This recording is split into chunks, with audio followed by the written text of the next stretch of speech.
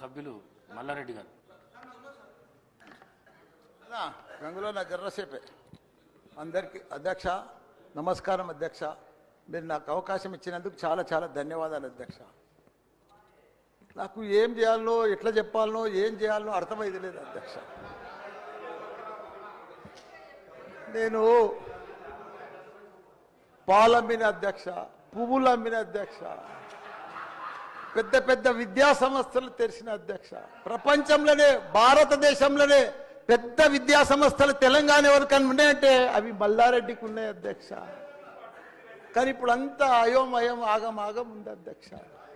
ఎట్లా అంటే నా మేడ్చల్ నియోజకవర్గం అధ్యక్ష, భారతదేశంలోనే ఏకైక నియోజకవర్గం మేడ్చల్. నేను జిల్లా చెప్తలేను అధ్యక్ష, నియోజకవర్గం నాది పెద్దది అధ్యక్ష. 7 మున్సిపాలిటీలు, 3 కార్పొరేషన్లు, 61 గ్రామాలున్న ఏకైక మేడ్చల్ నియోజకవర్గం మల్లారెడ్డి అధ్యక్ష. మల్లారెడ్డి దాన్ని అతులం కుతులం చేస్తున్నారు అధ్యక్ష. దాన్ని జిహెచ్ఎంసీ అని ఇప్పుడు నా తన 7 మున్సిపాలిటీలు ఉన్నాయి, 3 కార్పొరేషన్లు ఉన్నాయి, 61 గ్రామాలు ఉన్నాయి. అందులో 28 గ్రామాలు తీసి మున్సిపాలిటీలలో కలిపేసారు పక్కకునే గ్రామం. ఆ మున్సిపాలిటీలన్నీ ఇప్పుడు వాళ్ళ పీరియడ్ అయిపోగానే జనవరి 27కు అవి జిహెచ్ఎంసీలో చేస్తారట. నా టైంలో ఒక్కటే పీరియడ్ అయింది వాళ్ళు గెలిచి. నా దగ్గర ఒక్క మేడ్చల్ నియోజకవర్గంలోనే కార్పొరేటర్లు, కౌన్సిలర్లు, మేయర్లు, జిల్లా పరిషత్ చైర్మన్లు, సర్పంచ్లు, ఎంపీటీసీలు, వార్డు మెంబర్లు వీళ్ళందరూ కలిసి ఒక్క మేడ్చల్ల 444 మంది నా తన లీడర్లు ఎదిగిరు అధ్యక్ష. ఇవాళ వాళ్ళంతా మటాష్ అయిపోయారు. మొత్తం సగం మంది కాంగ్రెస్లకే వచ్చారు. అయోమయంలో పడిపోయారు వాళ్ళు మొత్తం కాంగ్రెస్లో.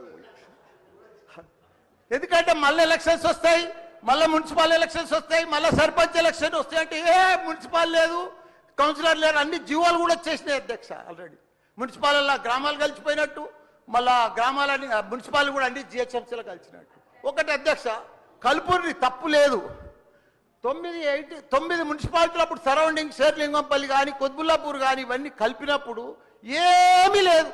ఇప్పుడు మా తాన కూడా మున్సిపాలిటీలలో ఇప్పుడిప్పుడే ఈ 5 ఏళ్ళనే డెవలప్ చేసినాం మేము. కానీ ఇప్పుడు ఇప్పటికి ఇంకా గ్రామీణ వాతావరణమే ఉంది, ఇంకా పొలాలే ఉన్నాయి, ఇంకా సరిగా బాత్రూమ్లు కూడా సరిగా లేవు ప్రజలకు, ఇంకా పెంకిటిల్లే ఉన్నాయి. అవన్నీ కూడా జిహెచ్ఎంసీలో కలిపితే పరిస్థితి ఇప్పుడు బంజారాల్లో జూబ్లీహిల్స్లో అదే ట్యాక్స్ ఉంటుంది, మా గ్రామాలలో అదే ట్యాక్స్ ఉంటుంది అధ్యక్ష. ఈ పైసలన్నీ కూడా తీసుకుపోయి ఏదైనా పెద్ద పెద్ద ఫ్లైఓవర్లు వేయాలన్నా ఏది వేయాలన్నా మళ్ళీ జూబ్లీహిల్స్ బంజారాలని ఖర్చు పెడతారు అధ్యక్ష. మా పుణ్యాన్ని మా మున్సిపాలిటీలో అట్లనే ఉండని, ఇంకో పీరియడ్ ఉండని, ఇంకో 2 ఉండని. శ్రీధర్ బాబు గారు మా సీఎం కూడా చెప్పండి మీరు దయచేసి ఈ సభ ద్వారా మా మున్సిపాలిటీలో ఇంకో పీరియడ్ ఉంటే మంచిగా అవుతుంది. ఎందుకంటే గ్రామీణ ప్రాంతాలు ఉన్నాయి, ఇంకా వ్యవసాయాలు ఉన్నాయి, ఇంకా పెంకటిళ్ళు ఉన్నాయి. మనం అన్ని ఇప్పుడు అన్ని కూడా జిహెచ్ఎంసీలో కలిసినట్టు. నాకు గ్రామర్ రూరల్ లేదు, ఎంపీటీసీ లేదు, సర్పంచ్ లేడు, కౌన్సిలర్ లేడు, ఓన్లీ కార్పొరేటర్. అది కూడా 20-30 వేలకు ఒక్కరు అవుతారు. 444 మంది పోయి 40 మంది కూడా గారు 8-10 మంది అవుతారు నా నియోజకవర్గం. 6,48,000 ఓట్లు ఉన్నాయి అధ్యక్ష. అది అయిపోయిందా? ఈ పార్టీకి అయిపోయింది. దయచేసి అది చెప్పినా మీకు అంత మనవించుకున్నా. హైడ్రా భారతదేశంలోనే మన హైదరాబాద్ అంటే తెలంగాణ రాష్ట్రం అంటే ప్రపంచమంతా మోగిపోయింది అధ్యక్ష. ఐటీ రంగంలో కానీ ప్రతి ఒక్క డెవలప్మెంట్లో కానీ ప్రతి దాంట్లో కూడా హైడ్రా వచ్చినాక ఒక్కసారి హైడ్రా ఏం పెద్ద తప్పు పని చేయలే, కానీ హైడ్రా వచ్చినాక ఒక భయాందోళనతో మొత్తం కుప్పగొలిపోయింది అధ్యక్ష. హైదరాబాద్ సిటీ దిష్టి తగిలిపోయింది అధ్యక్ష. నువ్వేమన్నా అనుకో, ఎందుకంటే నాకు పెద్ద ల్యాండ్ బ్యాంక్ ఉంది, నాకు పెద్ద విద్యా సంస్థలు ఉన్నాయి, నాకేం నష్టం లేదు, నేనేం ఎఫ్టీఎల్లో లేను, బఫర్ జోన్లో లేను. నేను జనరల్గా చెప్తున్నా, అభివృద్ధి అమెజాన్, గూగుల్, ఫేస్బుక్, యాపిల్ లాంటి కంపెనీలు అమెరికా తర్వాత ఇక్కడ మన హైదరాబాద్ తెచ్చిండు మన కేటీఆర్ అధ్యక్ష. హెడ్ క్వార్టర్స్ ఈయనే ఉండే అధ్యక్ష. ఐటీలా మనం కర్ణాటక బెంగళూరు మించినాం అధ్యక్ష. 9 లక్షల మంది ఉద్యోగాలు చేస్తున్నారు, ఐటీ ఉద్యోగాలు.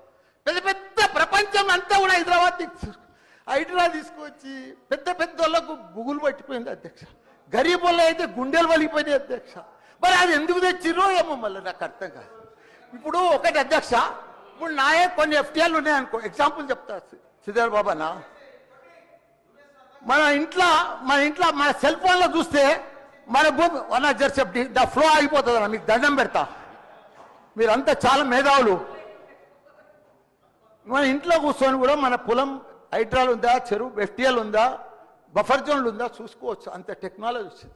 గూగుల్లోకి పోతే చూసుకోవచ్చు.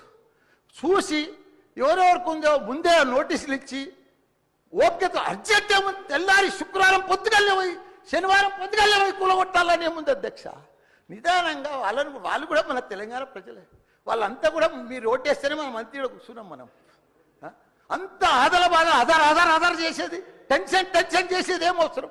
మంచిగా నోటీస్ ఇచ్చి బాబు చేంజ్ చేసుకో, మార్చుకో, చూసుకో, నీకు ఇది ఇస్తాం, గరీబోడు ఉంటే ఇది ఇస్తాం, ఈ బెడ్రూమ్లకు అని నిమ్మడంగా చేస్తే అయిపోయాయి కదా. ఇంకా 4 ఏళ్ళు ఉంది కదా మీకు, ఈ ఏడాదిలోనే ఫస్ట్ ఇయర్లో చేయాలని ఏముంది, అన్ని కొన్ని చేసుకుంటా పోండి. రియల్ ఎస్టేట్ అయితే అధ్యక్ష రియల్ ఎస్టేట్ అయితే కుప్ప కూలిపోయింది. ఏదైనా పెళ్లికి అమ్ముదామన్నా కొంటలేరు ఎవరు, పైసల రొటేషన్ లేదు, వ్యాపారాలు లేవు, బిజినెస్ లేవు, ఏమీ లేవు అధ్యక్ష. దయచేసి మీరన్నీ కూడా ఆలోచన చేయాలని మంత్రులు ఉన్నారు, అందరికి కూడా చెప్తున్నా, అందరికి కూడా దండం పెట్టి చెప్తున్నా. థ్యాంక్ యూ అధ్యక్ష.